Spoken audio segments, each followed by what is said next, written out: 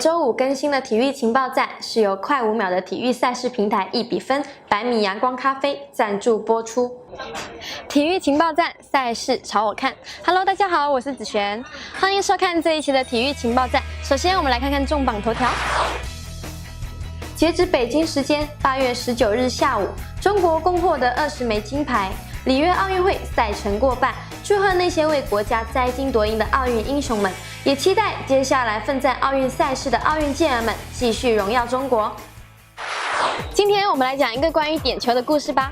那是一个美好的周三凌晨，16-17赛季欧冠的附加赛首回合较量正如火如荼的展开。曼城在客场以5比0，没错，就是5比0的比分大胜布加勒斯特星队，超棒的呢。那么重点来了，开场仅7分钟，施特林就在禁区倒地，获得了点球。阿圭罗主罚，可惜他的射门被对方门将尼塔飞身的扑出，曼城错失领先的良机啊！比赛来到了第20分钟，新队球员在禁区内铲倒了科拉罗夫。阿圭罗再一次站在点球点前，可惜啊，可惜！遗憾的是，他的射门直接飞向了看台，连主席瓜迪奥拉都被他的壮举惊呆了呢。不少网友调侃道：“阿圭罗用这样的方式庆祝梅西回归阿根廷国家队。”阿圭罗试图让梅西心里少了一些愧疚，真是一个极好的基友呀！不知道恒大的郜林因此事会不会不服气呢？本周末英超第2轮全面打响，曼城做客挑战斯托克城，还有平民冠军莱切斯特城主场迎战兵工厂阿森纳。狐狸城能不能抵挡枪手猛烈的炮击呢？敬请期待看。接下来我们来回顾一下本周的金牌时刻。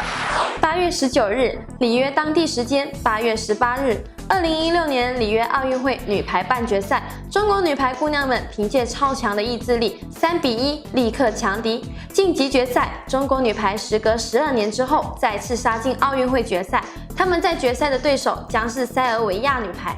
姑娘们加油喽！狭路相逢勇者胜哦！2016年里约奥运会跳水比赛继续进行，男子3米板决赛，中国选手曹缘发挥出色，以总成绩547.60分领先第2名，23.75分的较大优势夺得了金牌。